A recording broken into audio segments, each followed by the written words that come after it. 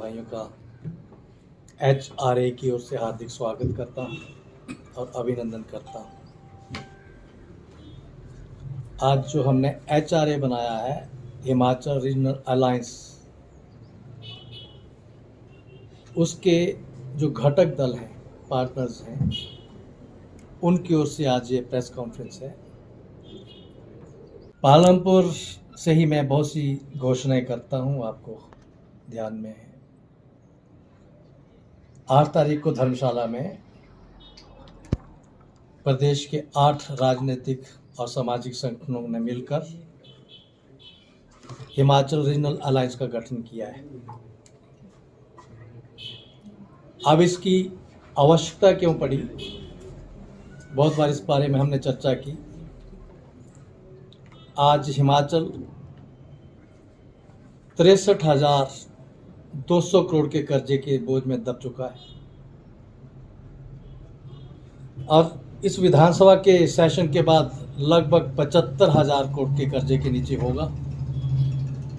और मुझे लगता है कि अगले चुनाव आने से पहले पहले ये आंकड़ा कहीं 85,000 करोड़ रुपए के तक न पहुंच जाए।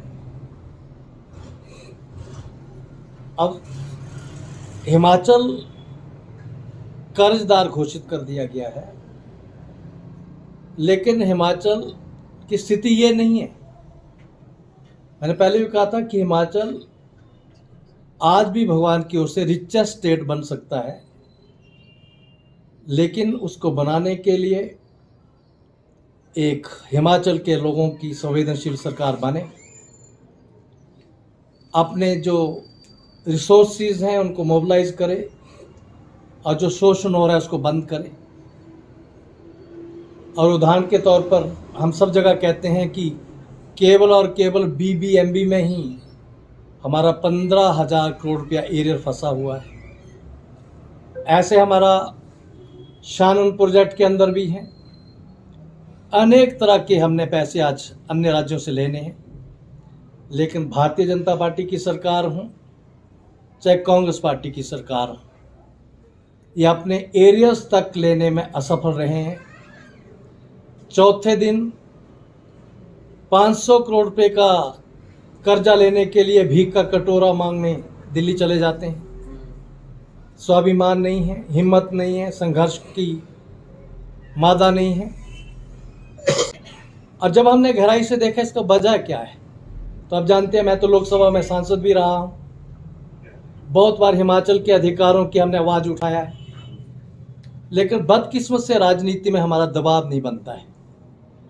हमारे 4 MP हैं। आज हमने अगर BBMB में भी 15,000 करोड़ रुपया लेना है तो लेने वाले तो 4 MP हैं हिमाचल प्रदेश के, लेकिन देने वाले जो राज्य हैं उनमें पंजाब के 13 MP हैं, हरियाणा के 10 MP हैं, राजस्थान के 25 MP हैं और दिल्ली के 7 MP हैं। तो कुल जोड़ के 55-56 MP एक तरफ हैं, हम 4 हैं। अब प्रधानमंत्री चाहे एक राष्ट्रीय दल का हो, चाहे दूसरे का हो, चाहे तीसरे का हो, उसने प्रधानमंत्री अगर सुरक्षित रहना है तो उसको तो MPs की जरूरत है। और वो 55-56 MPs को नाराज करके 4 MP को न्याय नहीं दे पाते।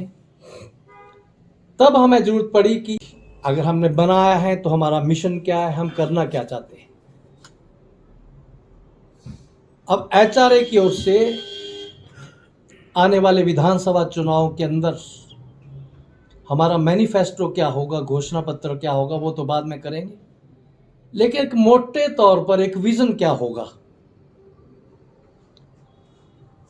बनी बनाई घिसी पिटी लकीर पर हम नहीं चलना चाहते। एक नया हिमाचल,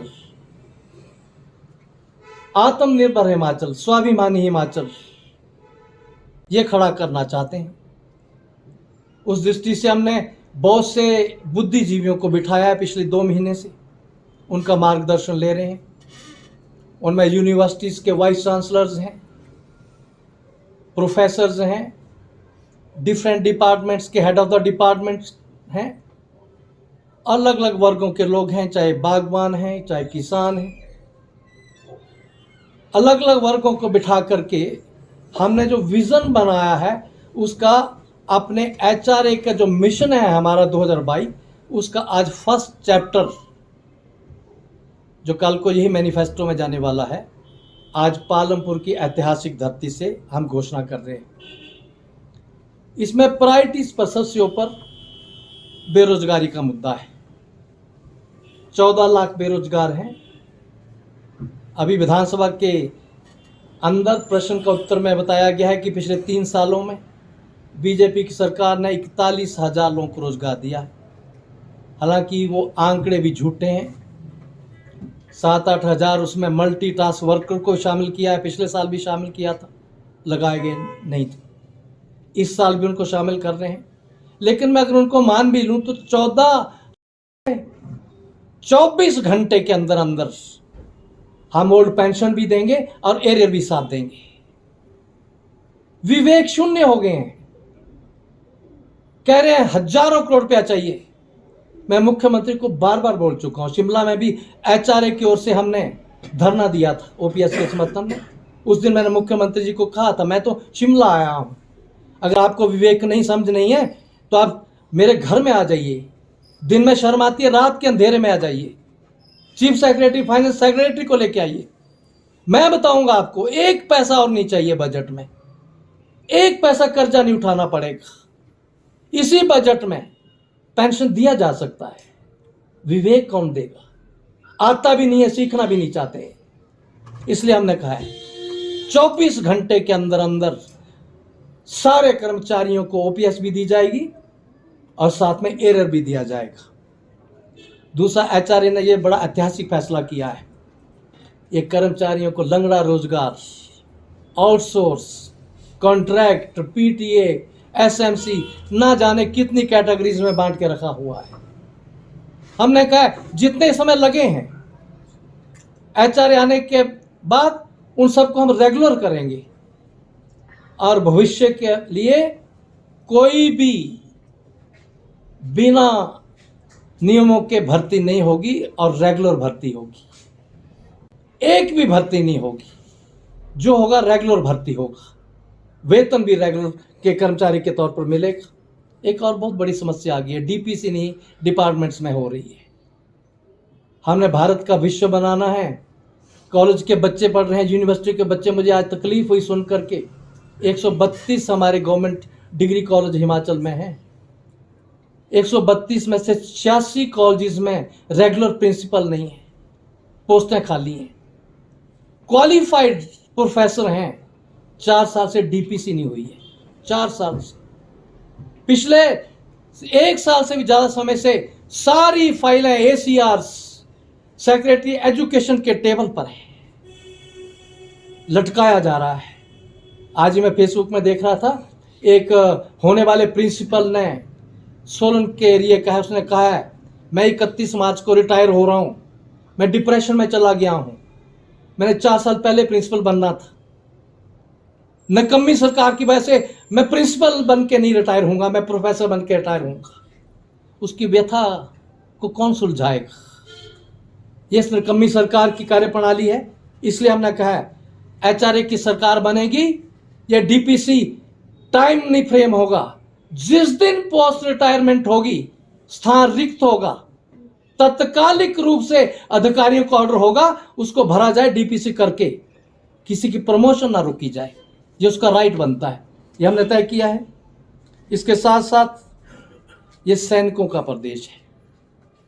मैंने पहले भी कहा था 12 लाख सैनिक पूरे देश में हैं। हमारा सौभाग्य है, आबादी हमारी आधा % है, लेकिन हमारे फौज के अंदर सैनिक 2 लाख है। हमारा सौभाग्य है हिमाचल का। 4 परमवीर चक्र विजेताओं में से 2 हिमाचल के। आज आप सैनिकों से भी जाके पूछें, 1 रैंक 1 पेंशन का मुद्दा मैंने उठाया था लोकसभा में। पहली बार 500 करोड़ रुपए का बजट रखा गया था। बाहर ये इंप्रेशन है 1 रैंक 1 पेंशन से सारे सुखी हैं। पिछले दिनों में पूर्व सैनिकों से मिला हूं, अत्यंत दुखी हैं, बहुत भेदभाव है।